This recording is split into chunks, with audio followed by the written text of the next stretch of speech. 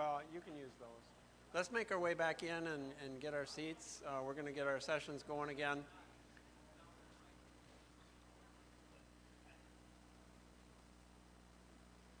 It's interesting here, Danny put the script on for me. I'm excited to welcome an old friend up, but if I introduce Tom as an old friend, that makes me old too, so I'll say Tom's a longtime friend. I've known Tom for a lot of years. So he retired from NDSU last year and graciously agreed to give us a presentation on irrigation well maintenance. So he was raised on a dairy farm in central Minnesota. In 1991, he began working for the NDSU Extension Service. He was responsible for leadership and development of statewide educational programs involving irrigation systems and management, on-site wastewater or septic systems, private water delivery and treatment systems, drainage and water resources management. He retired from NDSU in 2023, so let's welcome Tom. Thank you, Dean. Yeah, I was asked to talk about irrigation well maintenance. It's a deep topic, but I'll try to make it as shallow as possible. So, give you some real quick background. For many years, we did irrigation pumping plant efficiency tests for a number of people, probably in the audience here. And I think personally I was involved with several hundred, probably 300 or 400 of these. And in most of them, a lot of them were wells and dealing with wells, supplying the irrigation system. And the well is the heart of any irrigation system if you have a well. Because if the well isn't performing good, it affects your irrigation system, it affects your crop production. So taking care of the well should be a top priority, but it's been my experience, along with center pivots, is that they're out in the field, they're out of sight, out of mind, and they don't get the amount of maintenance that they should get.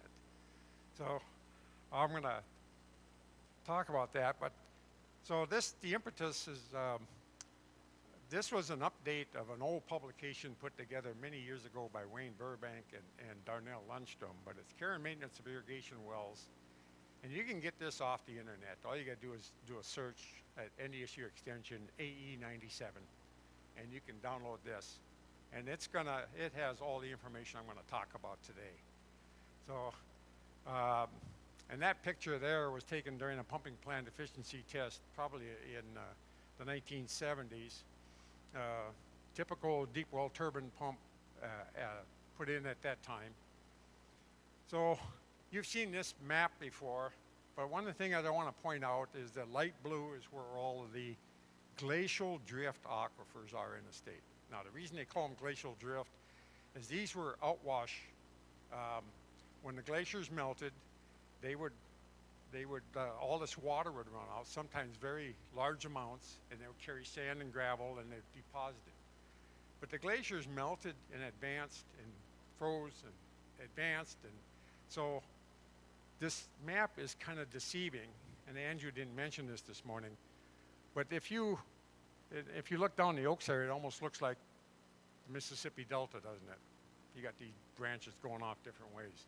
But if you could take a cross section and look, what you'd find is that you got an aquifer here, you got another one here at a different level, and you got another one over here.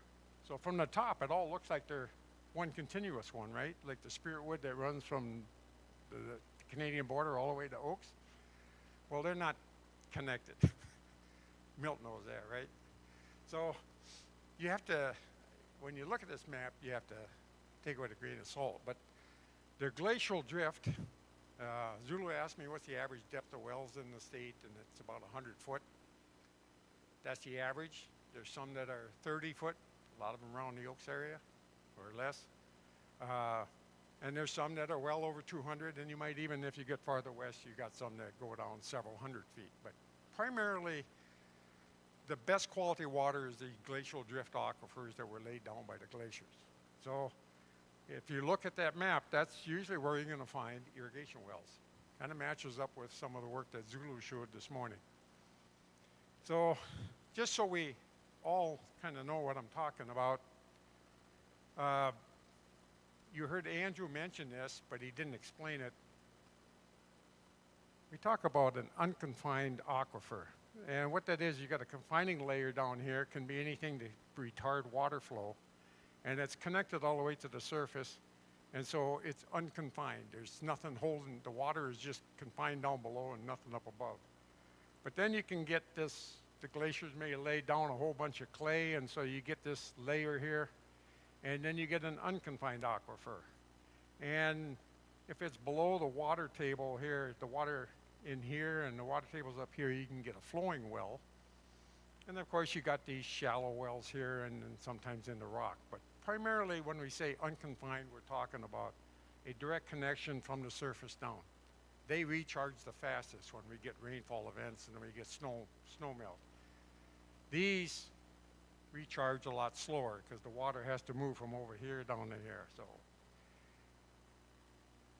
just so everybody understands, when I mention confined, so just looking at it, a typical well in an unconfined aquifer, you have a water table here and a confining layer here, and so you'd have a well in there with a casing, which can be plastic or steel, a screen, sometimes a gravel pack, sometimes not, depending on the well drilling and the formation out here. Give you an example of this. At Oaks, this distance is 30 feet at the Oaks irrigation field trial site. And the water table is about 10 feet down, so they got 20 feet of water to work with. And research has shown that the most efficient length of screen is 1/3 of that saturated depth. So you'd be around 6-7 feet of screen in order to efficiently pump this well in this aquifer. If you look at a confined one, confined aquifer, you got some kind of a confining layer here, and the water is here, but the piezometric level or the water level may be way above this confining layer.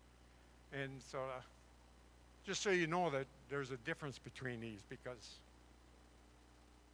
all the water has to come from here, and so the most research has shown that the most efficient length in here, if you can identify these two layers, and sometimes there's more than, there might be another aquifer down here, another layer here, but generally you'd want to screen about 80% of that to make it the most efficient. Now we hope, that's just background, and so we talk about well screens, and there's all kinds of variations out there over the years, but almost everything going in nowadays, and it has for the last 20-30 years, has been this V-slot wound well screen, and it can be either stainless steel or plastic. This wire wound, they used to have an irrigator screen that was made out of galvanized wire. Well, the water would eat them up. A lot of them only lasted about 8 years, and then they started just rusting away. So Johnson well screen doesn't even sell these anymore. These bridged, louvered, slotted. If you go to Texas, you still find these. But up here, pretty much the most efficient are these V-slots. They got the largest open area. So I assume the guys in the audience that have wells, I assume that your well driller has put in this, some type of screen like that. But, so we talk about when you pump a well, you got a static water level, but then you have a pumping water level. And so there's a cone of depression around the well. And really that depth between the water table and the pumping water level is really the amount of head or amount of pressure it takes to push that water into the screen. So thinking of a screen, research has shown that if you can have 15% open area on the screen, and the cage wound can get you that, that would lead to the most efficient well. Now it's not always possible to do that, but what you want to do is minimize this level, because well, I'll get into that in a minute. But you got to look at this three-dimensionally. I was looking at it two-dimensionally, but really you got what is called radius of influence, or you got a drawdown. You're drawn from 3 dimensions into a well, right? So water is flowing into that well from 3 dimensions. So out here, the water is moving very slowly through the gravel, and as it gets closer, it gets faster and faster, because you're putting same amount of water, but you're going into a smaller area, right? So it enters at a, and you're trying to minimize the velocity entering and minimizes drawdown. So that's good well construction, but that's what happens in most wells. And so you have this cone of depression, and but if you got a partially plugged screen, which happens to almost every well, as over age, this drawdown, it becomes more inefficient for water to get into there because you got less open area for it to enter the screen. So you get this cone of depression, and so the amount of drawdown increases the amount of energy it takes to pump the water just to the surface. So it reduces the efficiency of your irrigation system. And I don't know, how many irrigators in here have experienced sucking air in August on the irrigation system? Probably almost everybody. Why does that happen? Well, because that screen is getting plugged. And that's where your maintenance comes in. I'll cover that in a little while, but. So we got many different ways that wells are constructed. And you probably all run into these. You got dug wells, which usually large diameter, was dug by hand years ago. You got driven wells, which are just well points. You got bored wells, which were boring machines, which are still in existence. They use them to put in pilings instead for high lines and that. But almost everything are drilled wells for irrigation. And they can be drilled one of two ways. I don't see too many irrigation wells being used by what they call the cable tool. Some people call these a pounder. Anybody ever been around one of these things? They sit there and they got a big heavy bit here, and they sit there and they pound and smash everything to pieces, and then they bail out all the excess, pound down the casing, lower that thing down, pound again, and just keep working their way down. They call it cable tool or pounders. Those used to be fairly common, but nowadays, I think in the last 30, 40 years, almost everything is a rotary drilling rig. You saw that Andrew was pretty proud they just bought a brand new one, but they use this is technology that actually came directly out of the oil well drilling industry. And it really didn't start showing up as a common drilling practice until the 1930s, and a little bit after that. But it really got going after World War II. And essentially what it is they got a rotary drilling bit that drills a hole down, and then they pump a drilling fluid, which is a high viscosity, so it carries all the cuttings up to the surface, and it dumps out into a pit, a settling pit, and then they re-pump it down, and they keep, if you ever watched a well driller, he's sitting there, he's constantly grabbing the bitting coming up to see what kind of formation they're coming through. And this is pretty common. Now this is a forward rotary in which they're pumping down to the bottom, and they keep the hole open by pumping this fluid up. Now this drilling fluid can be, lots of times it's bentonite, but there's some other ones that are manufactured. Number of companies make these, but they make it a high viscosity so that you carry all these cuttings, so as this goes down, all the cuttings get brought to the surface, and it's forward rotary. They have another process, I don't know, probably Andrew knows it. Anybody in the state do reverse rotary that you know of? Huh? Yeah, reverse rotary is instead of pumping down, they're basically letting it flow down the outside and sucking it up. But they use that in some parts of the United States, but I don't know of anybody in this state. It's almost all forward rotary. The reason I bring this up is that in the drilling process, this drilling fluid gets out into the formation out of this hole, and it plugs it up. That's its job, right? So after they get down to the aquifer and they put the casing down and then slide the screen down inside that, or slide it down with the screen and the casing, now you still have all this drilling fluid still out there in that formation. So you got to get that out. And that's what they call development. You got to somehow get that out of there.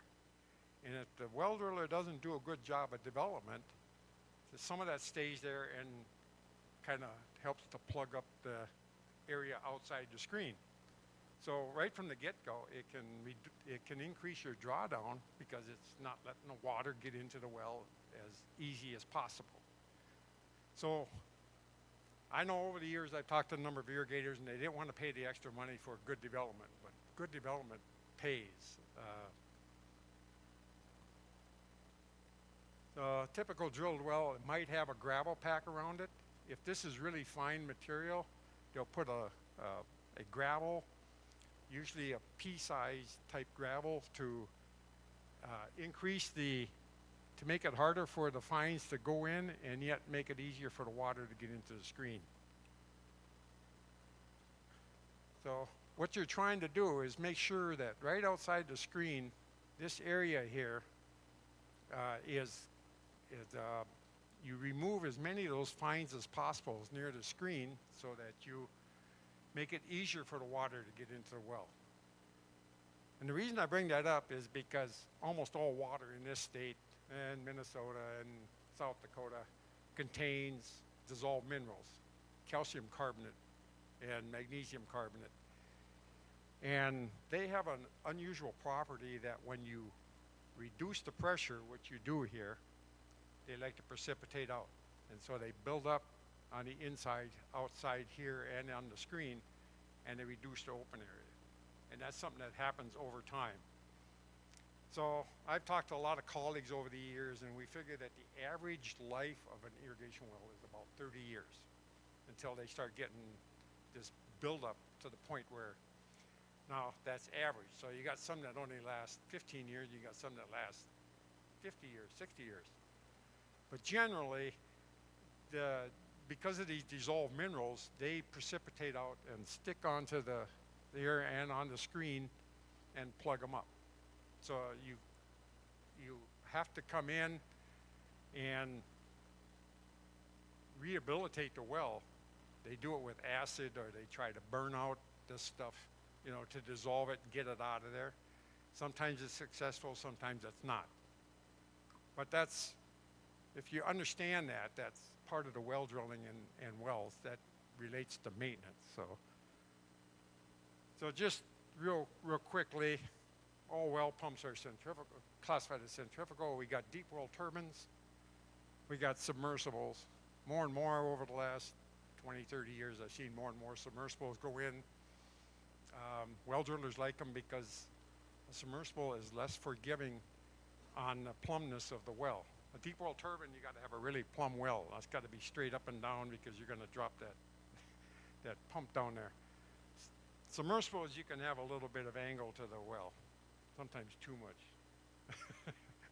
Anyway, so most of our wells, the early ones, we had a concrete base and your pump head, and then your electric turbine could be water or oil lubricated. I tested a lot of these, and then we had access pipe like I showed on the opening slide of where you can measure and add chlorine into the well.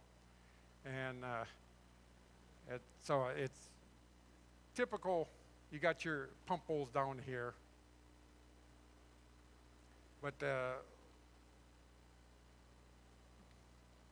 if you're going to rehabilitate this well, you have to pull all this out so they can get down there with their pumping and to rejuvenate this well if you have started having problems. So typically, this was a wellhead, a small one that we pulled up at Carrington a few years back. You can see it was small. It only produced about 90 gallons a minute. I think Dean's, Earl Stegman was in Dean's position, and I think he used this well for a lot of irrigation research at Carrington. This better idea of those stacked, the turbines where you got the impellers in here on the different stages. This one was pulled out. I point this out because you see all this rust? That's iron. A lot of our water has iron in it, And there's a bacteria. There's at least 4 major types of bacteria that like to feed on iron. And if you ever look at some of these, they look like big, long pieces of snot that are red. And what do? They plug the formation and they plug the screen. Iron is a big problem, and that is where a lot of the annual maintenance should take place. We've said for years that you should chlorinate your wells if you got iron, because these iron bacteria will build up over time.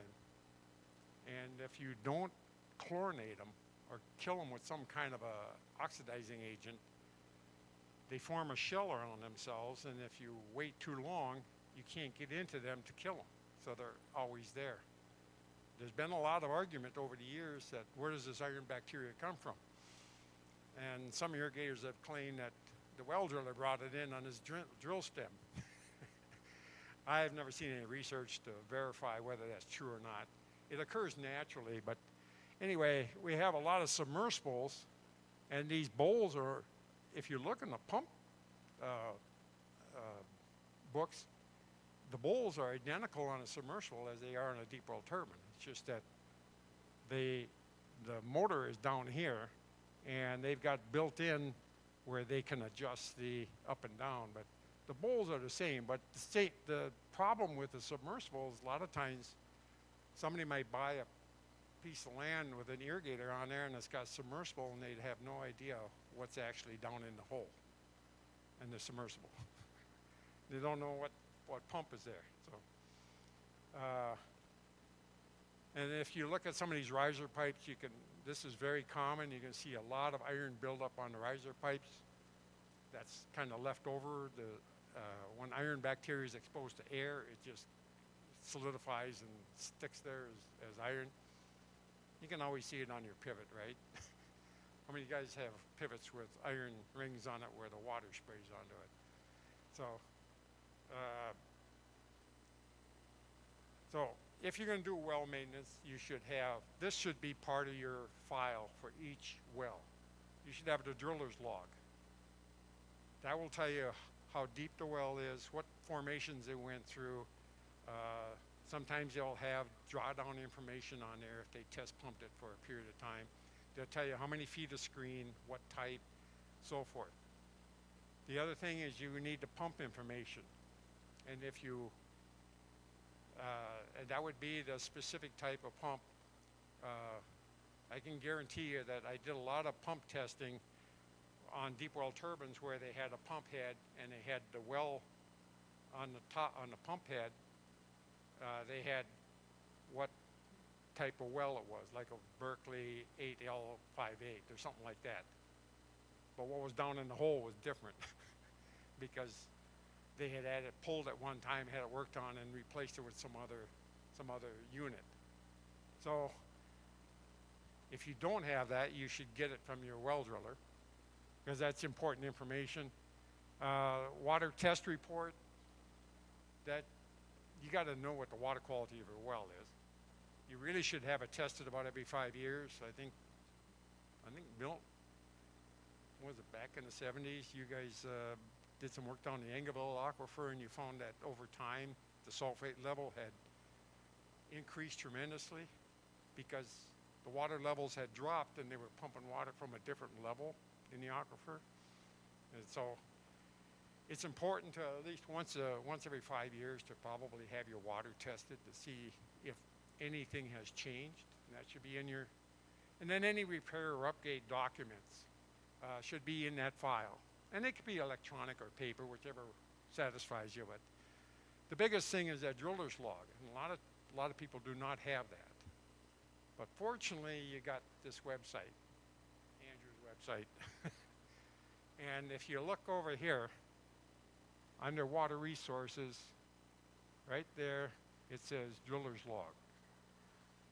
So you can click on that, and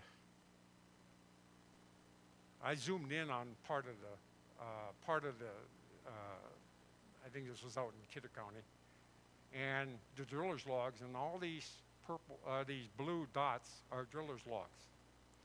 So if you go up here, where it says the active layer, and select driller's log, and then use the information button and punch on that, it'll take you to a website that looks like this. And it'll tell you where it's located, what the purpose was, when it was drilled, who did the drilling, who the owner was at that time, and then you can click on this, and this is the actual driller's log. So if you don't have this information, you can go and get it off from here pretty easily. And I'd say that's an extremely important part, because over here it'll tell you the formation they drilled through to get to what they found, what the depth was, what the thickness was. Up here, if they did a pump test, it'll be up here.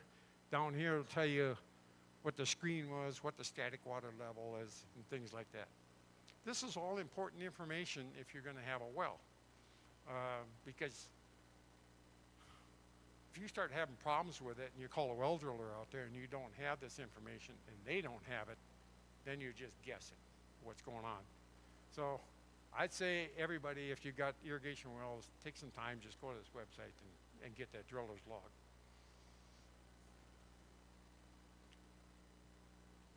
By the way, I think I clicked on about 7 or 8 of these dots, and they're all observation wells. But anyway, they got the driller's log in there, and if you're looking at an area to develop for irrigation, you can also look at them and see what they found when they drilled through what they found. So I'll just throw that out there. So you should have an annual performance log of your pivot, of your irrigation, of the well. This is the most important, the pressure reading. You want a good, accurate pressure gauge. I know a lot of the modern pivots have the pressure gauge mounted on usually the riser pipe going up into the pivot, but those are strain gauge based pressure sensors, and pulsating water and vibration over time, they can kind of lose their accuracy. So I always suggest that you have a liquid filled pressure gauge, accurate one that you have on your system someplace that you can monitor. You'd like to know what the flow rate is.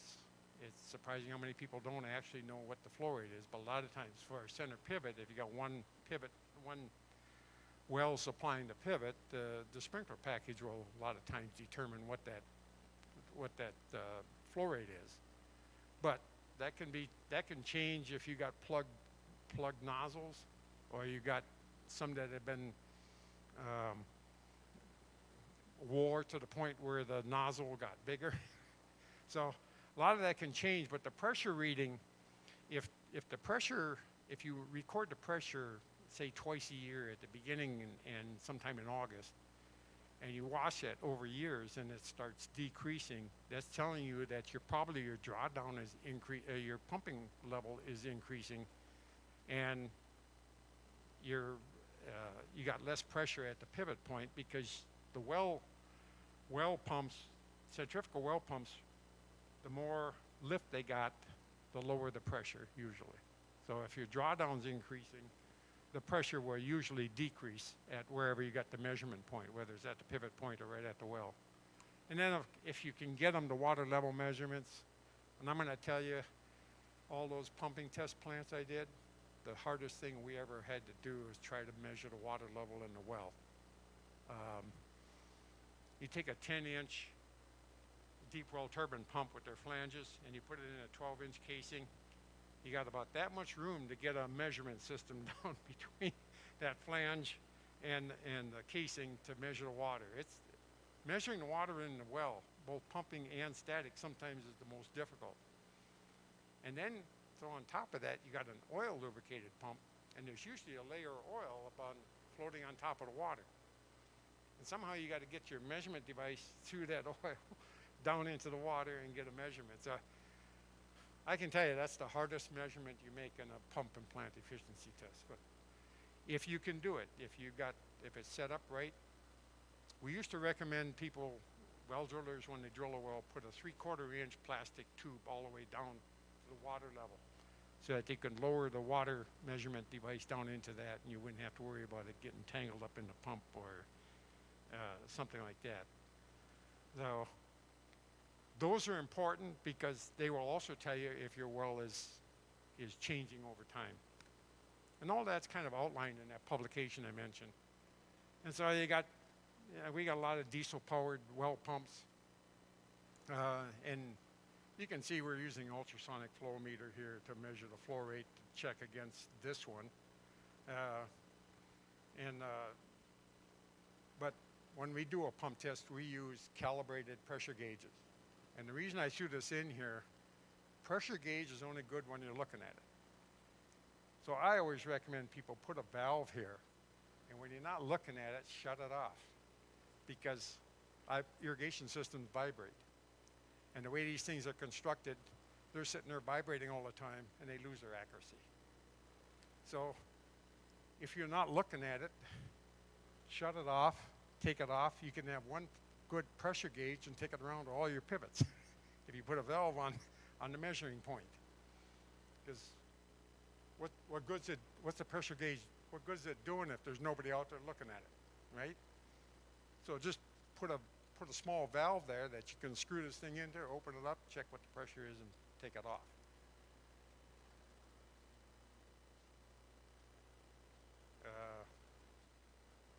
So measuring the water levels. Some of the early ones, we always had these nice 2-inch access. And if you have to fight this iron bacteria that accumulates like this on these riser pipes, you have to chlorinate. I mentioned chlorination. You could use something like iodine, or you could use peroxide, but the most effective is chlorine.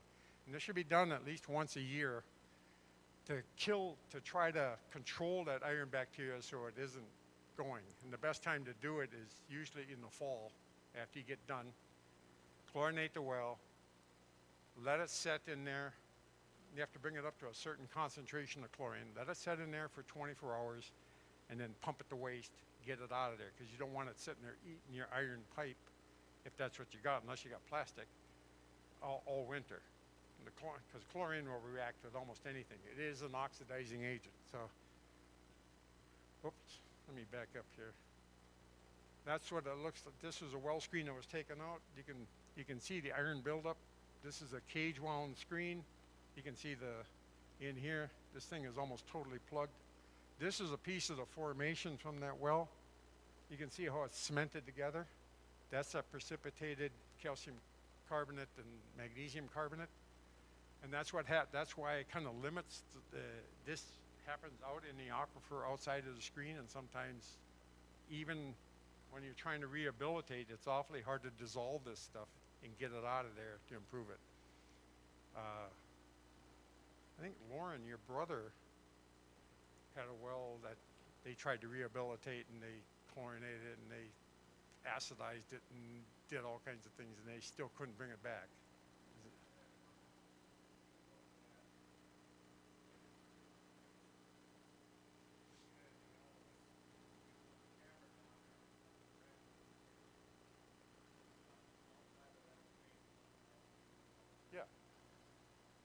That was after they had rehabilitated it, right? So they cleaned up the inside, but they couldn't get out into the formation. That's kind of what yours looked like, but I took this picture on Virginia Roberts wells down by Oaks. There's a 30-foot deep well. You see this white here? That's calcium carbonate. It's plugging up. This is a cage wound screen, but you can see it's plugging up the openings. So that one had to be, well, to replace it, they just drilled a new well. So if you got a partially plugged screen, it'll increase the pumping level, which contributes to more energy cost to pump your water, can result in sucking air. I'm sure there's a lot of irrigators in here that has had to valve back when they start sucking air in August, and usually that's when the water levels from irrigation pumping drop. It can also contribute to pumping sand. There's a lot of cases where the casing, especially metal casings, will actually rush through and sand will flow in and get into the well. That's actually what happened at that small one up at Carrington, the one that we pulled out. And it can contribute, if you're sucking air, you're contributing cavitation on your pump, eating up your impeller, basically taking away the efficiency of the pump itself. So I talk about annual chlorination. What we want to do is get that chlorine down here where in the bottom so that we can basically try to annually keep this pumping water, this inefficiency as low as possible. So how much chlorine do you have to add? We want to bring it up to about 500 parts per million of the water in the well. When I put this together, I actually figured a 2-foot buffer around the screen. So I want to, not just in the well, but also the area around it. So I can kill that iron bacteria, but it really depends on the well diameter and how much water is in the well. And so you can see that, let's take a 12-inch. You'd have to put in 4 gallons for 50 feet of water in order to raise it up to 500 parts per million to kill that iron bacteria.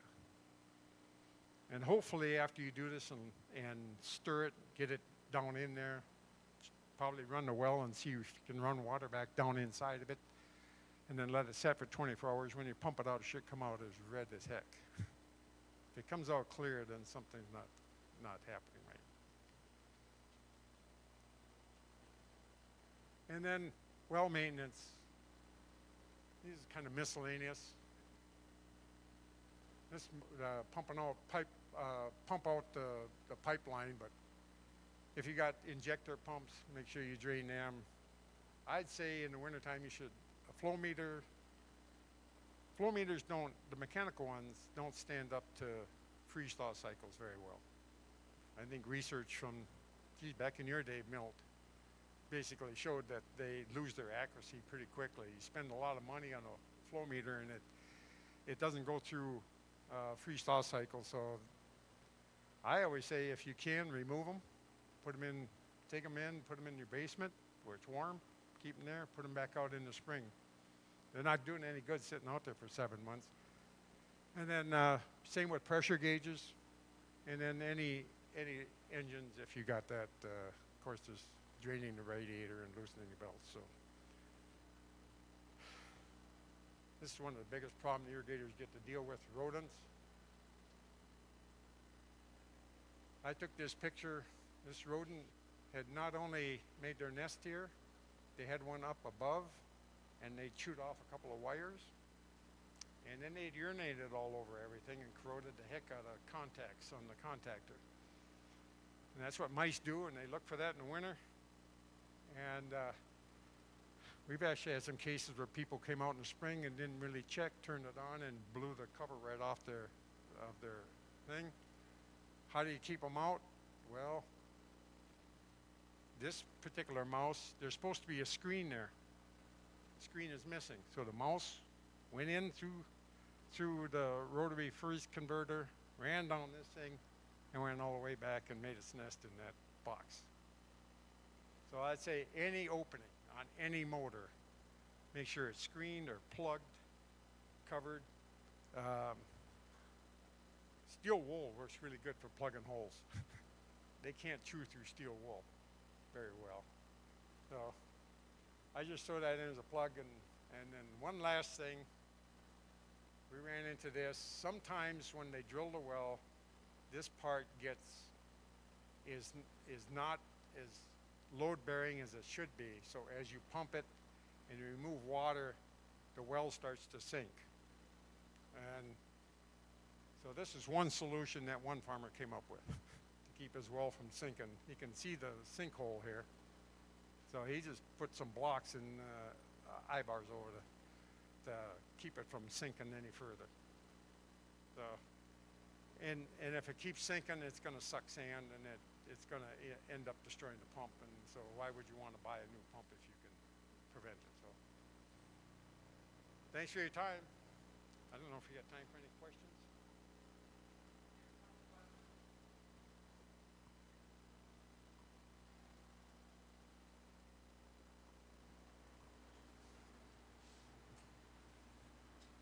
I'm sure to all you irrigators that have wells, this is old hat.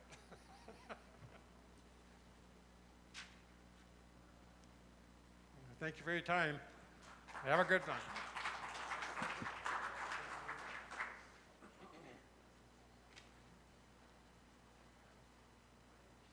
All right, thanks, Tom. Next up, we're going to have Greg Morrison from the National Water Resources Association. He's Executive Vice President and a seasoned leader with more than 30 years of experience in the water industry, specializing in government relations, communications, and public policy, with a career dedicated to shaping water policy, securing funding, and managing complex water projects. Greg has earned a reputation of delivering critical results and forging influential alliances across the sector. So, welcome, Greg.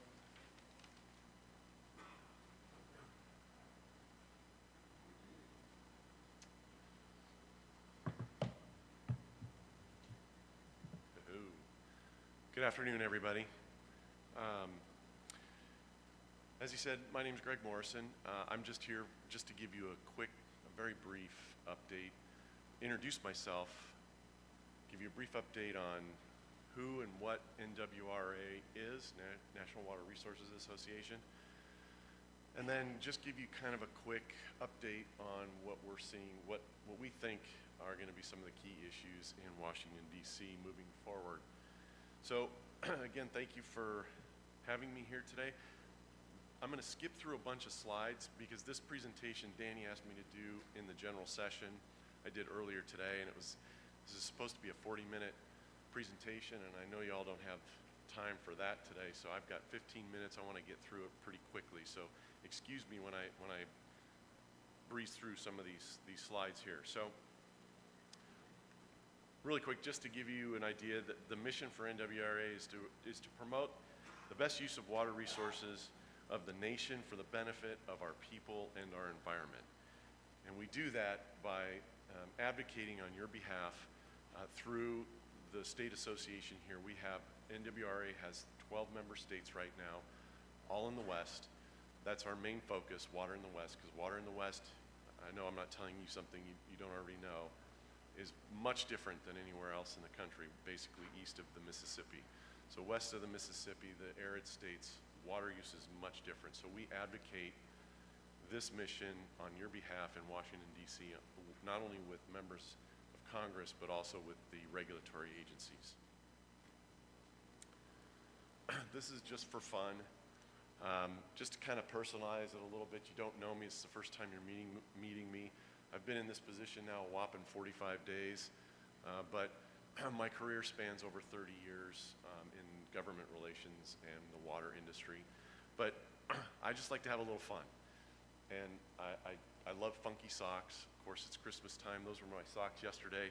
Today I've got bright red ones on that say ho, ho, ho. And so as you see me over the years in this position, if you run into me, you say, hey, Morrison, what kind of socks you have on? 9.5 times out of 10, they're going to be kind of funky. So I just like to have some fun. I'm going to skip through a lot of this here. This is just about my experience,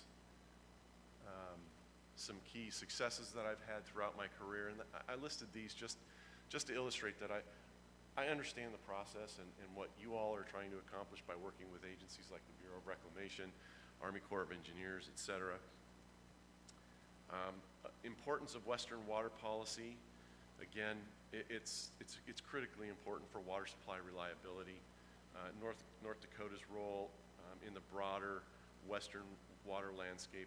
Obviously, one of the bigger projects right now is the Garrison Diversion and Red River Valley Water Supply Project. I just learned a lot about that over the last couple of days. Fascinating project, especially knowing or being told that the Red River is a drinking water supply and it actually can run dry, which is a little scary when it's a drinking water supply. So anyway, I'm learning all of our western states, mostly North Dakota, Colorado, Utah,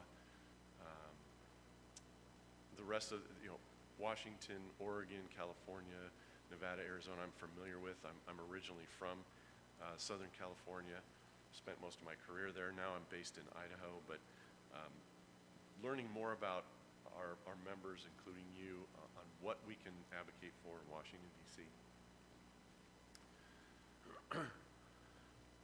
Real quick, just the priorities that we see in Congress, focusing on the WRDA, and I'll get into this a little bit later in the presentation, but WRDA is a funding mechanism for Army Corps projects and others. Also, the Bureau of Reclamation and their funding is important and critical to states like North Dakota, really to any state in the West that works with the Bureau of Reclamation. This is kind of an interesting slide, just in the sense that Western water policy is complex and complicated, and I list these three things on here. Number one, the importance of irrigation. Again, I'm not telling you something you don't already know, but we at NWRA recognize the importance that irrigation plays, certainly in the state of North Dakota. But when I list the Missouri River and the Colorado River basins on here, the reason I listed that is that I know there's a lot of discussions out here regarding the Missouri River basin and the different basins out here and how they work together within the state. Looking at the Colorado River basin right now, you have the upper basin water users and the lower basin. And I was at a conference last week in Vegas, and those two sides, and it's the huge river, and it supplies a lot of water to a lot of states, 7 basin states.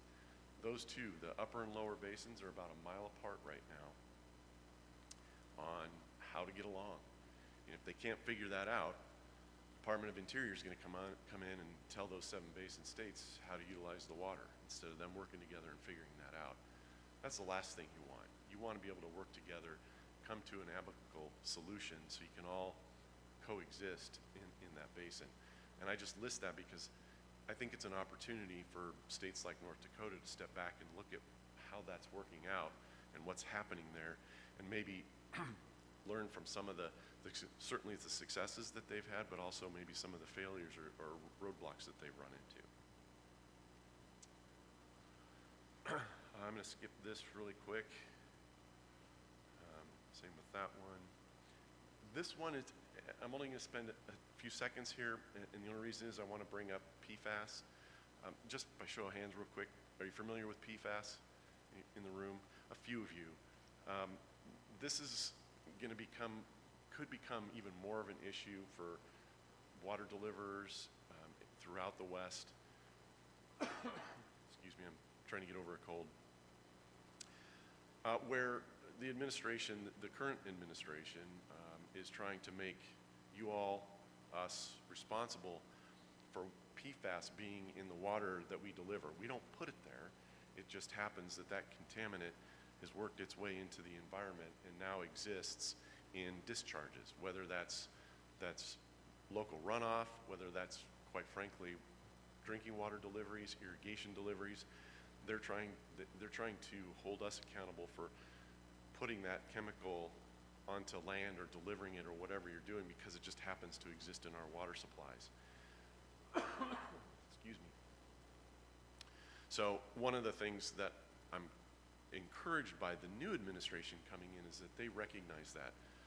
President-elect Trump and his administration recognizes the overburdensome or sometimes not science-based rules and decisions that come out of these agencies like the EPA are not good for water supply reliability, certainly in the West. So I'm hoping that we see some movement there.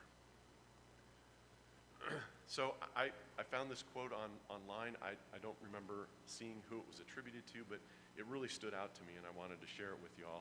North Dakota's strength lies in its people, resilient, resourceful, and united in shaping a sustainable water future for its communities and lands.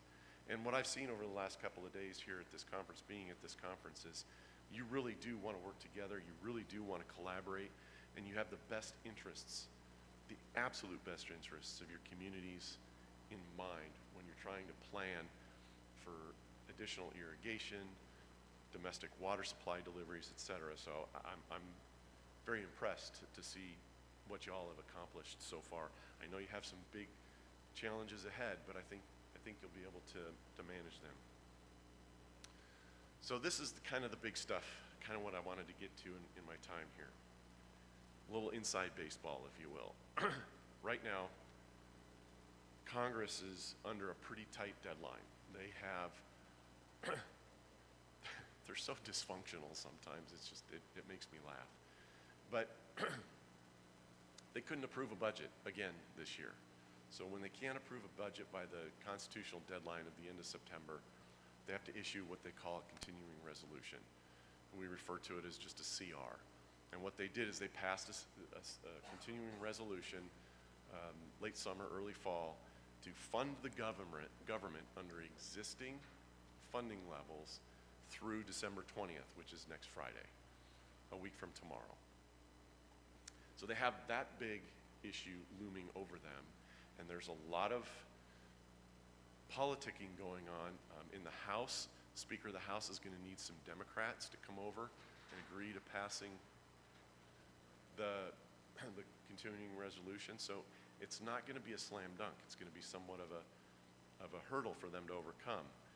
And all indications are right now they're going to pass a CR that continues that existing funding levels all the way until about mid-March. So the new administration, the new Congress can come in, get seated, and hopefully pass an actual fiscal year budget before the deadline expires in March when they extend it. A couple of things. So the House passed the WRDA bill, which contains funding for Army Corps type projects, et cetera. That's been sent over to the Senate yesterday. I think it was yesterday evening. They passed the NDAA, which is the National Defense Authorization Act. That obviously funds our national defense, but they also kind of hung some Christmas ornaments on that bill and included some additional funding in there for some environmental type projects, a few water projects, et cetera, but that's now all been passed over to the Senate. What we were hoping to see this year, because it's important and it's needed, is a new farm bill. They did a one-year extension last year, and that extension started running out in September of this year. So that's important to agricultural states like North Dakota and others. We're hoping to see some strong movement again after the first of the year when the new administration starts and the new Congress is seated. So we're holding out hope. Just really quick to give you an idea of the value, I guess, that you would receive from being a member of NWRA. You're already a member. You're one of the 12 states, and it all funnels through Danny, through the North Dakota Water Users Association. It's what you see up there. It's the advocacy. We're there working alongside of your association and others, our other 11 members, to fight for these issues, not only, like I said, on the Hill, when we're talking to congressional members about funding and how important it is for states like North Dakota, but also on the agency side, Bureau of Reclamation, Army Corps of Engineers, USDA, U.S. Forest Service, to make sure that they understand all the good work that you're doing in your state to become drought resilient and have a strong water supply reliability in your state. So we're working together with your state association back there to carry that message forward. We're encouraged by the new administration coming in because we think they're going to try and focus on rolling back some of these kind of onerous rules that have been passed by agencies like the EPA and regulations that hinder your ability to do what you do best. We're excited about that. We're a little concerned, and this is part of the advocacy piece, especially the DOGE or the Dodge. I'm not sure. I've heard it pronounced both ways. I prefer to call it Doge so I don't insult the Dodge truck owners, comparing them to some federal agency. But there could be an effort to claw back some of the money that was appropriated through the bipartisan infrastructure law, the bill law. Not money that's been obligated, but money that hasn't been obligated. So we want to make sure that the administration understands and Congress understands that you all are doing good work, and they need to leave that money there for agencies like the Bureau of Reclamation, Army Corps of Engineers to tap into and help you build these new projects moving forward. It's great news that your Governor Burgum has been the nominee for Department of Interior. That's huge. I think he'll be confirmed. We have put together a letter of support to send to the transition team, putting our support behind Governor Burgum for that position. I think he will be a fantastic conduit between you all, Congress, and getting the message to the administration about how important the funding is for agencies like the Bureau of Reclamation and providing that grant money and those low interest loans. So we're really focused on that along with your state association. The networking opportunities, you're welcome to come to our conferences that we have throughout the year. Again, you can come together with 11 other states that may have been down a road that you're starting down or you're going down. You might be able to learn something new or a different perspective, gather ideas, and come back and implement things here in your home state. The other part is the resources. We have expert analysis on water policy trends and issues, and then we have educational tools and resources that we can provide through Danny, through your state association, that she can funnel down to you. So with that, thank you so much for letting me share a few minutes with you this morning. My contact information is up on the slide, and I'd be happy to answer any questions, if not now, shortly after, but I'll be around for a little bit. Thank you.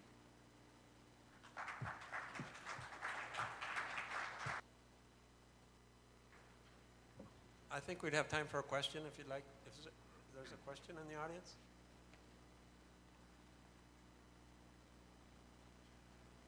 Yes, sir.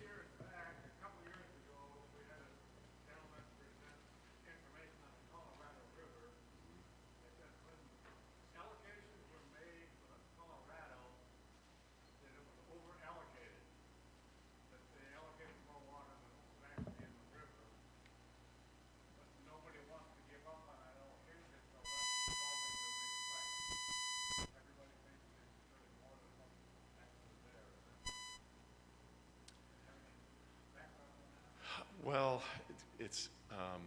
there's not a real short answer to that question. It's like I said, a complicated and complex basin. You have the lower basin essentially have reduced dramatically on their take from the river.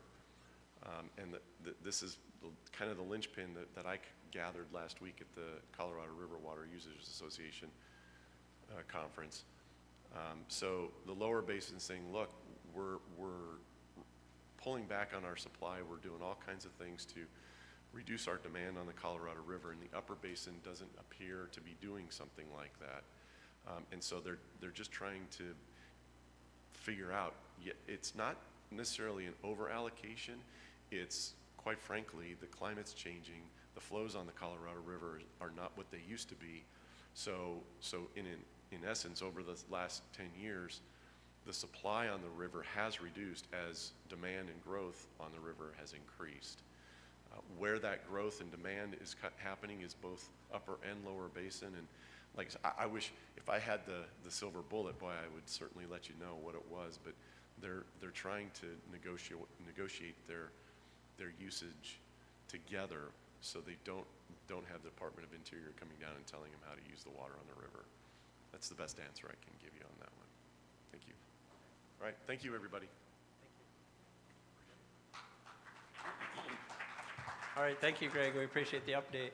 Next update is on what irrigators need to know about carbon. So Dr. David Ripplinger is an economics specialist with NDSU Extension and an associate professor in the Department of Agribusiness and Applied Economics at NDSU. His research and extension activities focus on the relationship between North Dakota agriculture, energy, and the environment. So let's welcome David.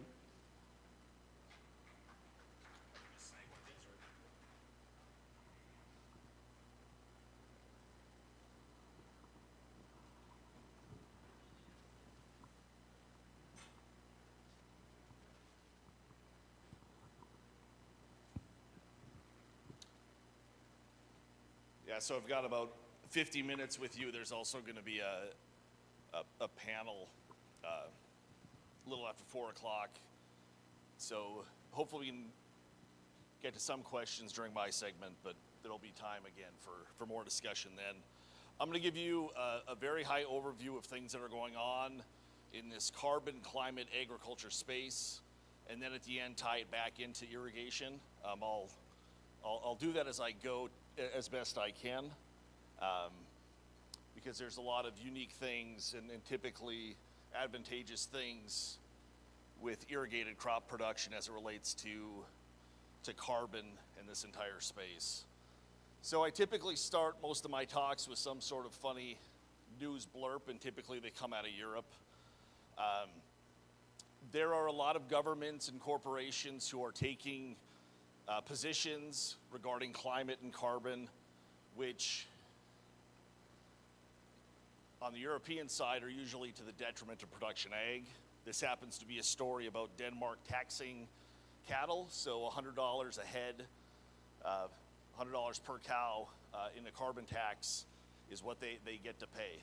It's very interesting because all they're doing is imposing this cost. They're really not stopping anything. They're making their cost of production higher while the people of Denmark can still have the dairy products they want.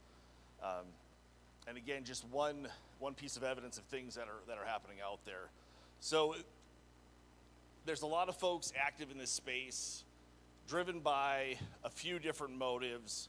The climate motive, the scientific based motive, comes from the UN. The IPCC is the Intergovernmental Panel on Climate Change. They've now had their 6th study come out. Basically says 3 things. 1, the climate's changing. 2, humans are contributing to it to some extent. And 3, we need to change behavior immediately and significantly, or living conditions will be worse for people and others. Again, that's what people are taking their clue from, these nations, these companies. In most respects, I take production ag as this is the hand we've been dealt. This is how we're going to operate. And again, for production ag in the United States, it's typically a beneficial situation, or at least how it's being posed to date. Really quick about the greenhouse gas effect.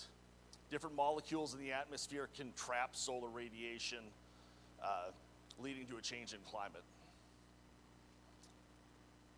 So we typically talk about carbon, and we talk about carbon, especially in the context of ag, because we're talking about carbon dioxide, but also carbon in plants, carbon in the soil, even hydrocarbons still in geology. But there's a bunch of other greenhouse gases which are important, but CO2, carbon dioxide, gets top billing. 1, because it's by far the largest in terms of volume of greenhouse gases that we emit,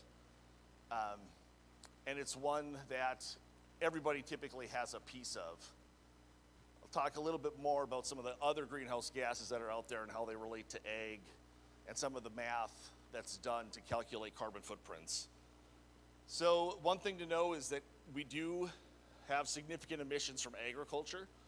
And in fact, for those of you who are farmers, your greenhouse gas emissions are extremely large. But then taken in context that you're feeding hundreds or thousands of people just from the produce of your farm, it's absolutely minuscule. But as a whole, if we look at these different sources, ag has its place. Again, it's because we do a tremendous amount of work, right? We have this engagement with land, crop production, livestock production, all the way through to getting things on the table. And again, with that come emissions, that comes this cost. In terms of crop production, by far the biggest source is actually nitrogen fertilizer use. Diesel fuel and other things contribute to it. And then in terms of livestock, and going back to the Denmark example, Methane emissions from cattle are up there, but there's also carbon footprint associated with feed and everything up and down that supply chain. As I mentioned, nitrogen fertilizer is the biggest source of emissions with crop production. Again, kind of keeping this in balance and perspective, because we have synthetic nitrogen fertilizer, 4 billion people are alive today, right? So half of the people on Earth get their calories because we use synthetic fertilizer. And again, it's this cost and benefit in this space. This next slide, one thing I want to get across to you is there's a lot of folks who've already calculated the carbon footprint of the products, the crops you grow or the livestock you raise. I do it too. I'm a scientist, and I have to publish. The big thing to take away, 1, this has been done. 2, there are people who use this to make policies or decisions at the corporate level. And 3, they're wrong, right? So I will calculate a number for US, you name the crop. That's not your number. Your number is going to be different. It's going to have different legs to it. And we're going to get to that point where we'll know your number. That will be value for you. But right now, there's all of these folks, like the nation of Denmark, who take these estimates and run with them. And so like the picture on the right, the image on the right, it's the carbon intensity of protein from different animals. And again, it varies.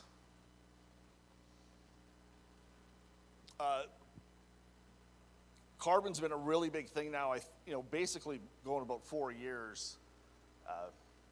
And as I've mentioned before, it's typically viewed as a positive. This carbon thing is a positive for production ag. We have this significant amount of interaction with the environment, more so than any other industry.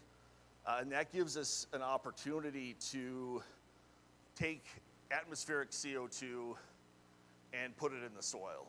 And that can be done a couple of ways. And again, a lot of the things that you do just by maintaining a viable operation, by trying to be profitable, they're significantly beneficial to climate. So in North Dakota, we have many producers who are no-till. That happens to be a fantastic practice in terms of taking CO2 from the air, carbon from the air, and putting it in the ground. When those practices were adopted 30 years ago, wasn't even on the list. Even today, that might be new to many producers. Other ways we can do that, we can do cover crops, different ways we can manage residue. And then in terms of livestock, there's a few different practices and a lot of research to be done. And again, it's important to note you have these countries, these businesses looking for ways to address climate. Oftentimes they're looking at somebody else to help them out, and oftentimes they're looking at agriculture. And that kind of leads to the next point about corporate emissions. So there is a international accounting standard for greenhouse gas emissions. It's been developed over the last 10 years. We now have most multinational corporations have a sustainability office. They may have 1, 2, 3, 4, 5 people who work to do this math, or they hire consultants to do it. The idea behind this is that companies are exposed to risk associated with climate, either climate affecting their business or regulation or the market affecting their business. The way it's done, at a really high level, how the accounting is done, we break emissions for a company into 3 pots. They're called scopes. And the one that's most important typically is scope 3.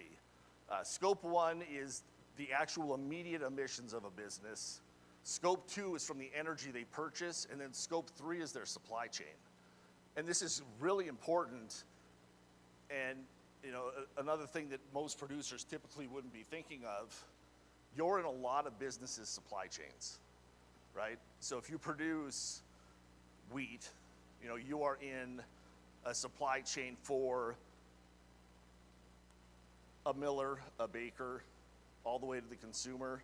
If you produce barley, you're in that beer supply chain, and so on. And so this goes back to that idea of someone already doing the math. Those folks in that corporate office have a number for the crop that you produce, and it's wrong. Here's an example of a program that ADM has. It's funded by the U.S. taxpayer. It's part of USDA's Climate Smart Commodity Partnerships program. And basically, it's very straightforward. ADM said for some of our locations, both country elevators as well as processing facilities, if you deliver certain crops and you state that they were produced with certain practices, we'll pay you a premium. And the paperwork is fairly straightforward. The math is fairly straightforward. They basically said, for example, if you do no-till corn, that leads to a certain reduction in emissions. We'll pay you an extra 2 to 4 cents a bushel. Very straightforward, very basic. This is unique from the carbon offset piece that a lot of folks talked about, again, because you're doing business directly with ADM. The expectation, and we're there already for some crops, for some parts of the market, not there for commodity crops. The expectation in the future is, ADM will then market your lower carbon crop to somebody who values that. That really isn't there today, and that's why the taxpayers are picking up the tab. Defining carbon offsets and insets, it's interesting how things rolled out now historically, because carbon offsets were the bigger piece of news to start. So we had a number of folks, and they're still out there, who are interested in signing farmers into carbon offset contracts. So if we go back to the idea of how corporate greenhouse gas accounting is done, if a corporation sees that they need to reduce emissions, it'd be really nice if they could do it with scope 1 with the things they do. That could be really tough. And if they find difficulty there, or with scope 2 or with scope 3, they might say, you know what? The best thing we can do is pay somebody to change their practice, and that change will offset the things that we're going to continue to do. So that's where the carbon offset term comes from. And this is still, the market itself is still somewhat in its infancy, but we've definitely had a lot of conversations. Again, 4 years ago-ish, this was bigger news within production ag, in the ag press, if you didn't happen to talk to folks yourself. I give talks similar to this regularly. I've talked to thousands of producers. I've come across 3 in the state so far who signed a contract. Maybe one of you guys have. All 3 was kind of for that demonstration purpose, just to see what it was like. 2 of them had said within a year, was like, well, that was interesting. We're gonna stop. The alternative to a carbon offset is a carbon inset. And this is like the ADM program. This to me is much more interesting, and I know that this is, taking legs, and it's almost certainly going to be the bigger part of ag and carbon. And again, this is the idea that you're in a company's supply chain. So, you produce durum, Barilla buys it. They're interested in your emissions, right? And it's a little bit different too than offsets. They just want to see that you're efficient and have a number. You don't have to change anything. With the carbon offset thing, you have to have a change in behavior. They're going to pay you because you did something. For a Barilla, you name the food company, they simply want, at the least now, just to have a number, and then a better number, and then if there's ways that you can reduce that, great.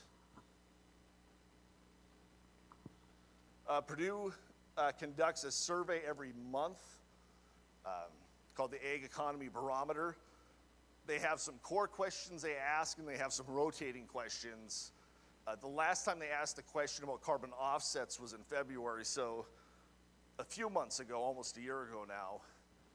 This is a survey of Midwest farmers, primarily corn and soybeans, just because they kind of dominate Midwestern ag. Of course, as we get out here, there's much more diversity.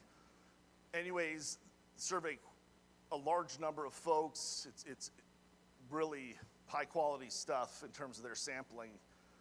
But anyways, 8% of the folks they surveyed for the results that came out in February had a discussion. So this would be visiting with a carbon offset company, and 2% had actually entered into an agreement. And then finally, of those who shared the amount, the price was $10 to $30 a metric ton. That metric ton is a metric ton of CO2, which is the common measure. A lot of these practices will typically result in a per acre payment of somewhere between $5 and $20 an acre. And that really hasn't been much to really incentivize. You can see from the 2% of farmers who actually had signed contracts as of February. Next important piece of the puzzle, we kind of talk about the corporate things coming over to the policy side of things. The state of California has played very much the leading role in decarbonizing the economy, and we've seen that in North Dakota with respect to biofuels. Their low carbon fuel standard, which is their mechanism for doing this, incentivized corn ethanol refineries a decade ago to make some efficiency changes to extract corn oil from distillers' grains. Is a large part of the reason why we have a renewable diesel refinery in Dickinson, and also supports the economics of our 2 soybean crush plants. Anyways, folks in California want to reduce the carbon footprint of their transportation fuel. They're pretty agnostic. They didn't pick exactly how that would be done. It just so happens that biofuels do that. That pushes back into ag. All of these crops that we use, corn, soybeans, canola, being at the top of the list for that here. It's always fun to talk about taxes. This is a term, if you haven't heard it a few times yet in the last year, I think it is one thing to get familiar with. So 45Z is the section of the tax code related to this new clean fuel production tax credit. This is a tax credit paid to the producer or an affiliated paper company. That is someone who does business with them and has a tax liability they want to offset. This is really, really interesting for a couple of reasons. And as an economist, the first is they'll pay you on an incremental change. So if the carbon footprint of your fuel is just a little bit lower, you'll get that payment as that a little bit bigger credit in terms of what you're going to get from this program. So that's really interesting, because then you're pricing these changes. So if I can price that to the refinery, hopefully they can price that to the farm. So it would be, as a farmer, well, I've thought about doing cover crops. It doesn't work out great, but if I could get paid so much, this becomes that incremental mechanism for paying for it. And then probably most importantly, as opposed to other policies, this is farm level. They will consider farm level practices, where before, and this will be the subject about most of the second half of this talk, before there was this one number. There was a national benchmark for these things. Now they're very much saying, if your farm delivers to our corn ethanol refinery, our crush plant, we'll take account for the practices you have. And again, in this case, if you happen to have no-till and that results in this reduction, that can flow through the system, the reporting to the IRS, and this tax credit. Jumping back to food a little bit, and it's interesting in North Dakota, because we do have a number of specialty crops, all of the food crops. We have these biofuel regulations with California, with the federal government, and then we have the corporate side of things, as I spoke about, and the corporate side of things is getting supported and will be pushed by regulation, and this falls under something called climate disclosure. And we can start in Europe because they're essentially the most far along in this, although California is very close. They're requiring all businesses of a certain size to report their emissions. Now remember, their emissions include the scope 3, so that it could include your farm. the Securities Exchange Commission, so the folks who regulate publicly traded companies in the United States, they had some rules, some proposed rules, and they stepped back because of pushback. But what's important to note, one, we do export a lot of our crop production to Europe. And in fact, it doesn't even matter if they're exporting North Dakota crops, if this corporation does business in California or does business in the EU, they still have to know about the carbon footprint of your crop.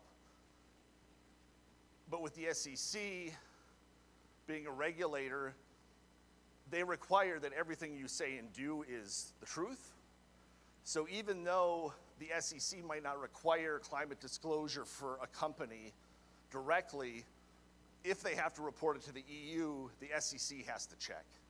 And so what this does very, very quickly is create a system where we need to know the carbon footprint of crops generally and know the intent, the goal of this ultimately, and probably very soon, is they want to know the carbon footprint of your crop. One of the things we're going to see emerge in the next decade or so is the tracking of input use of field operations and the like. Initially, it'll be a plus on the biofuel side with 45Z or with California. And with that financial support, that will help underwrite to some extent the cost of the technology and the systems we're going to need to satisfy these regulators.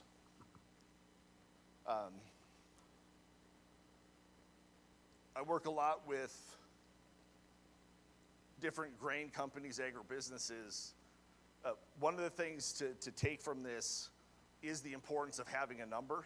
So a business that I work with pretty closely, they were talking to their customers, and a few of their customers said, we don't need a number now, but we need a number sometime soon. Basically, we'll call you and let you know when that is. And they said, okay, we don't have a number for that. There isn't a US number for this crop. Just so happens there's a Canadian number for that crop. So their default strategy is if they get that call and they don't have a US number yet, they're going to buy from Manitoba farmers. And so this becomes an issue of market access. You can think about it at your farm level or for the commodities that you grow. You know, without this type of information, you basically don't have a chance to be a supplier. So the last thing I'm going to talk about is how we measure greenhouse gas emissions. NDSU is a great school. We're not as big as others. So when I joined the department about a decade ago, even though I'm trained as an economist, I started doing this type of math. In the last 15 years, the number of folks who know how to do this went from a few hundred, a few thousand to many more than that. But anyways, there is a standardized system for essentially doing math to estimate environmental impacts. We're talking about carbon and greenhouse gas emissions. Don't forget, there's all of these other dimensions, right? And I forget this myself because this is the space that I live in. But even things like water use, right, just on its face are critically important. Things like water pollution are important. All of those can be estimated by doing this. My life is limited to, well, tell me what the greenhouse gas emissions are going to be. The system works relatively well. Everything is transparent. You share almost everything you have, the assumptions you've made, the data you've used, the methods, anything that you've done, so it can be replicated. Folks might someday say, well, I don't like this assumption. You say, great, change it. It allows the system work relatively well. Behind all of this, again, not necessarily the corporate sustainability office, but most folks now know, most corporations now have an estimate of the carbon footprint of pretty much everything they sell, or want to get to that point using the same method. So I already talked about corporate greenhouse gas accounting. That's the cover of probably a now dated edition of it. In biofuels and ag, GREET is by far the most commonly used framework. There's a few different versions of it.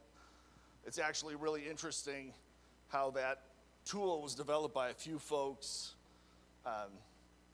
for a purpose similar to how it's used, but now it is absolutely critical in calculating numbers, including what a farmer or a biorefinery might get paid for certain practices and the like.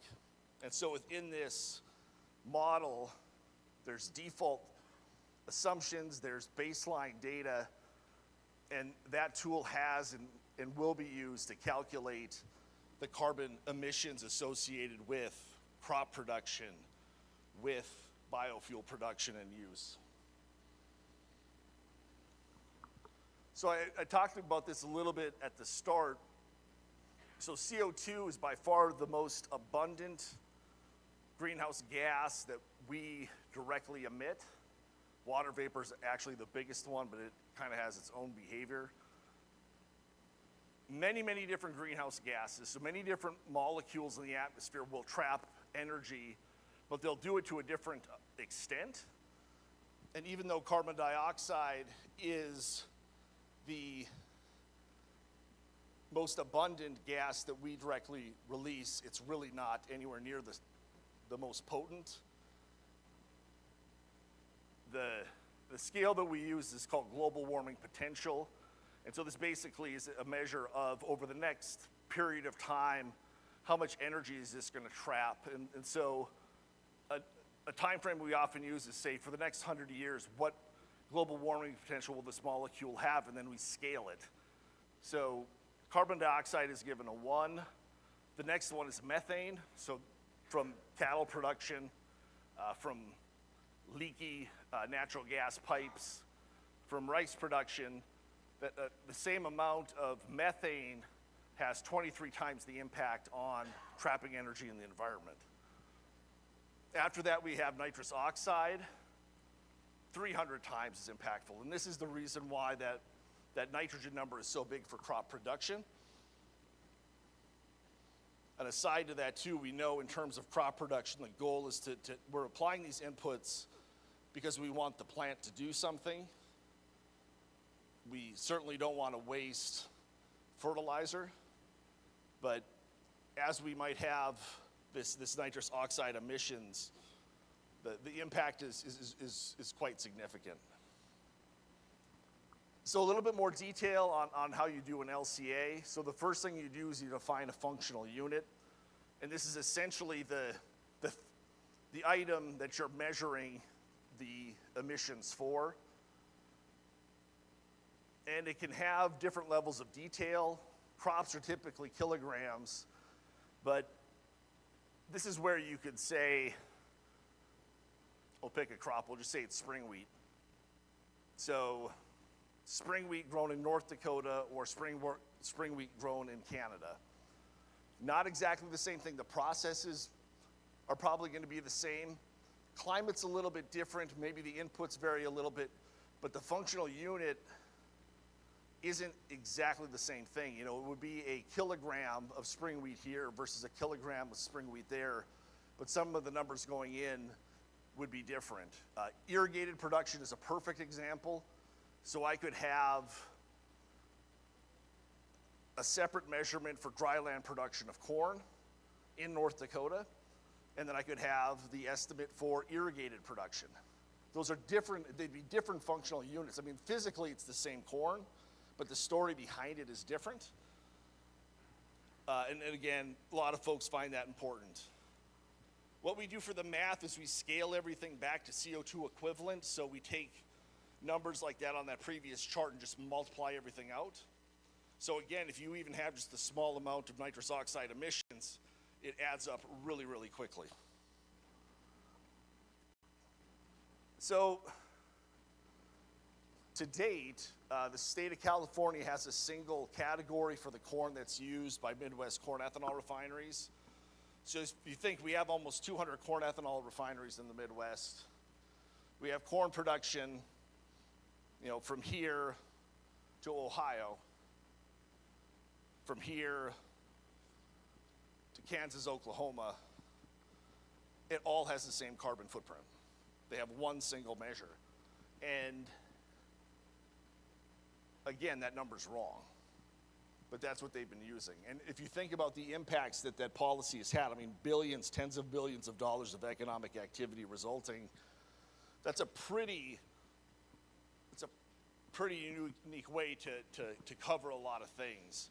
And again, you can just look at this and say, okay, this is all corn grown in the Midwest. Well, this includes irrigated corn that might be grown in North Dakota or Nebraska too. So for those, the numbers are even further off from what the true value might be. We also have no-till or conventional tillage.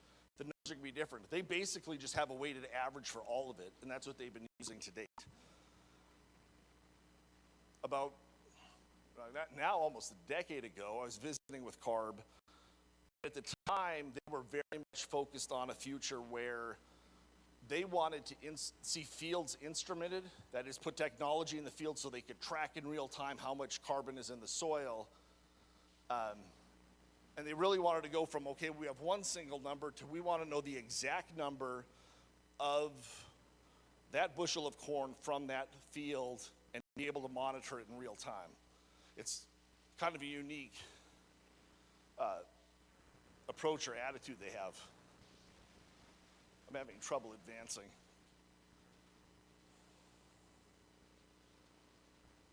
Would it be possible to kick it forward a slide?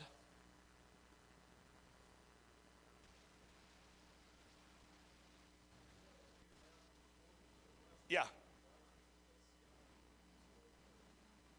Yeah, so the way CARB uses it, they know the carbon footprint of ethanol sold in their state. And corn's a big part of that. So the number that's estimated for Midwest corn, it doesn't matter if it's grown in North Dakota and goes to a North Dakota corn ethanol refinery, or it's Nebraska or Ohio. That number ends up being about a third of the size of that carbon footprint. And so how accurate that number is important. Exactly. Yeah. And so we're going to see a swing. We're going to go from there's one big number for everybody, averaged all together, to at least farm level. And again, kind of cutting to the chase, the advantage is, and it's even better for irrigation, if you are already no-till, or you're at that point where you could convert to no-till because it makes sense for a number of other reasons, you're going to leapfrog ahead in terms of the value of your crop. And that's where this differentiation can be a big plus. And again, more so for folks, in our region, and in fact, even in North Dakota coming further west, where no-till dominates, we're geographically well-positioned, and we very much would want to have things more specific, more granular. The folks who aren't no-till, who might be in a similar area, who have low yields, would say, no, I want the average number because I get averaged in with 200 bushel Iowa corn. All right, so we're back on. This is a chart. So Michael Wong is the guy who programmed GREET, and so he has a bunch of papers about how he estimated emissions. This is the carbon footprint of corn is used by GREET, and then California uses the same number. And again, within this, we can see a couple of different things.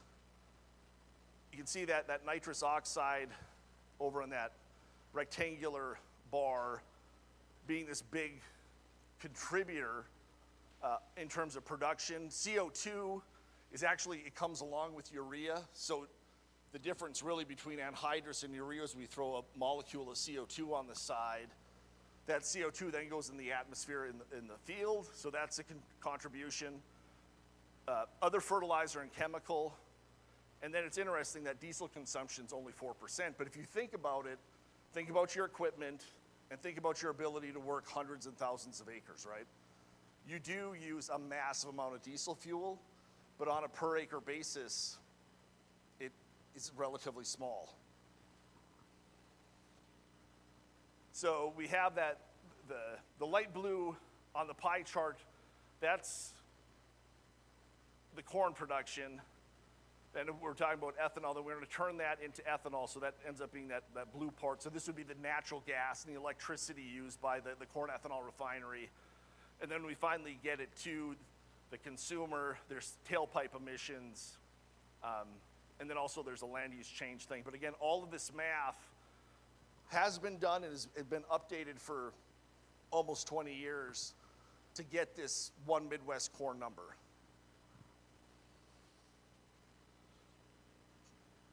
This is one example from California and a North Dakota refinery. So Hankinson, southeast corner of the state, they have a rather large refinery down there. The language on the left describes the facility a bit. So they're using Midwest corn because everybody does. It's a dry mill, which is the typical way that we make corn ethanol. They have dried distillers' grains, they removed corn oil, so on and so forth. That, with their engineering and mass balance, and with the occasional audit, gives them a certified carbon intensity of a megajoule of ethanol from there of 68. That's comparable to gasoline, which is about 100. But if I went, and actually if I came out here now to Red Trail with carbon capture, their number is pretty darn close to zero. Blue Flint with the same thing, pretty close to zero. If we swapped out Midwest corn for North Dakota no-till even broadly, that number would go down. And the way the policy works is every reduction in that carbon intensity is a value. There's a cap and trade system, so there's a value for it. And again, that's why 10 years ago you had corn ethanol refineries making investments to make even have the slightest reduction in emissions because they could capitalize on it.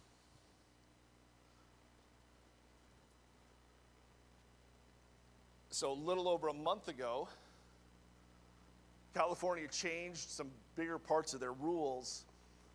And one of them is that they're now going to track back to the point of origin, so they want to go back to your farm. And this, typically I would think this isn't a great thing, right? The regulator wants to know more. But in the case of most North Dakota production, you have better numbers to share. And as that's incorporated, that means that corn ethanol refinery, that 68 at Hankinson can go down to 50, can go down to 40, can go down to 30. And via the market, you should be able to get a piece of that. So that's a major shift in policy, but it also matches what was happening with 45Z.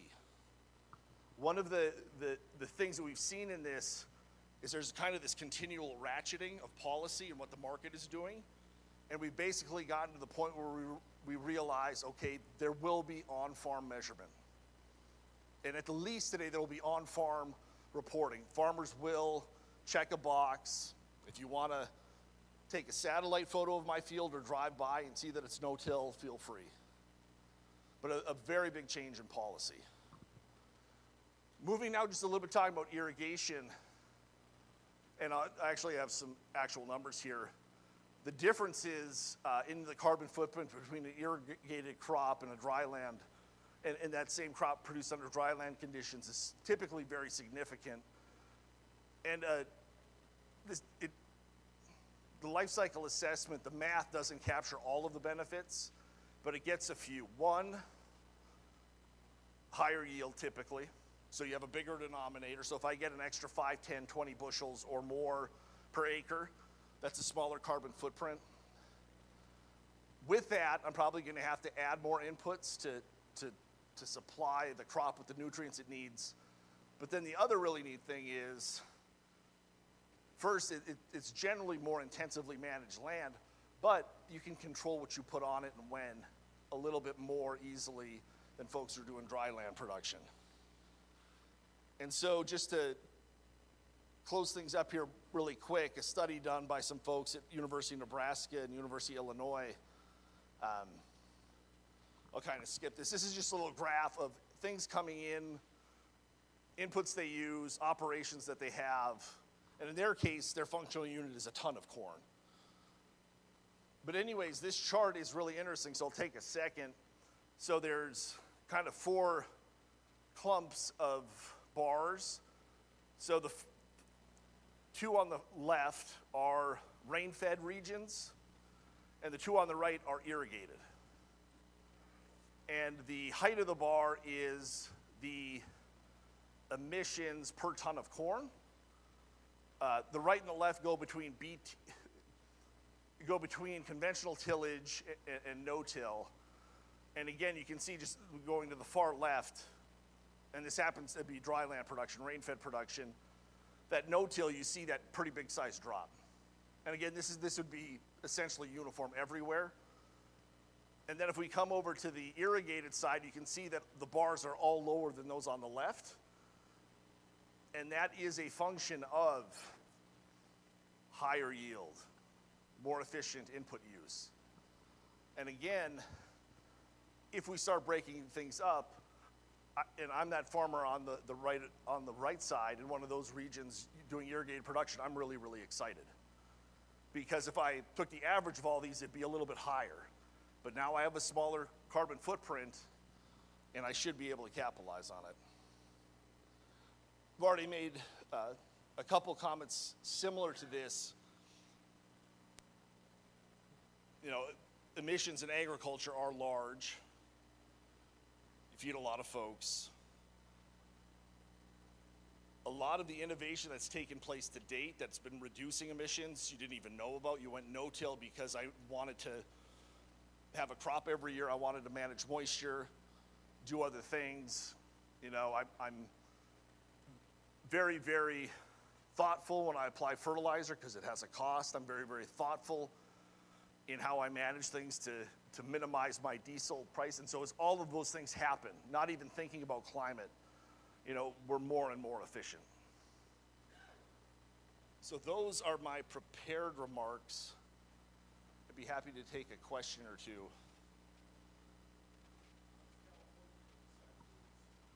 They get to decide because they went and put the flag in the ground.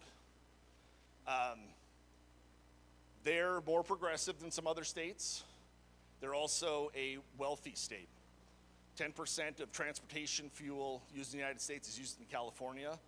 They said, you know, they decided this carbon thing, this climate thing was important. They built the policy. They have a bureaucracy out there that manages it.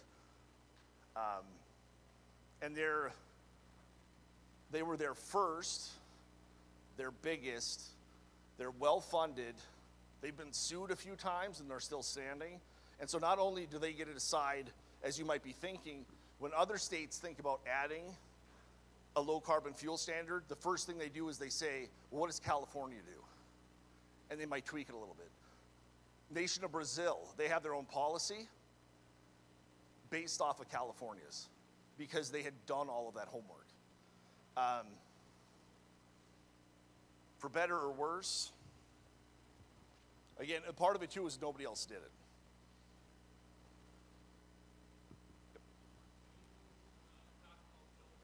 Yes.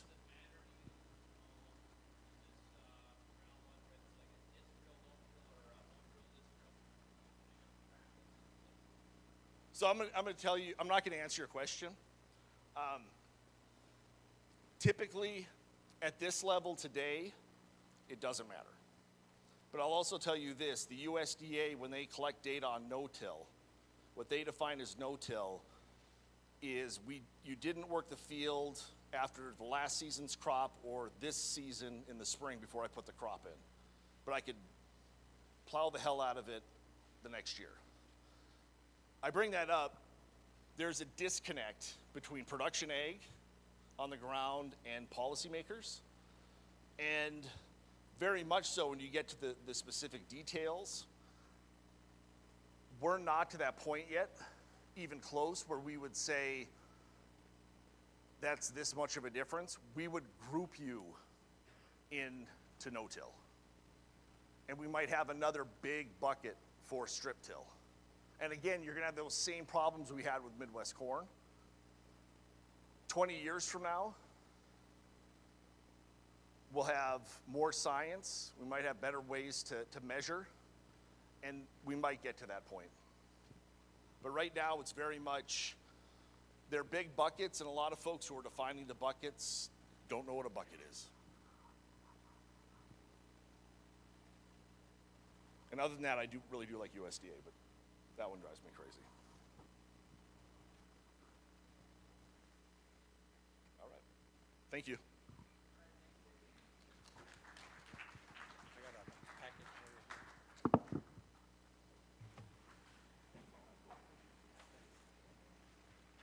All right, thank you, David. So we're going to take a short break. We're going to meet back here at 3:40, about 20 minutes, and we'll hear some more about carbon. So 3:40, we'll reconvene here.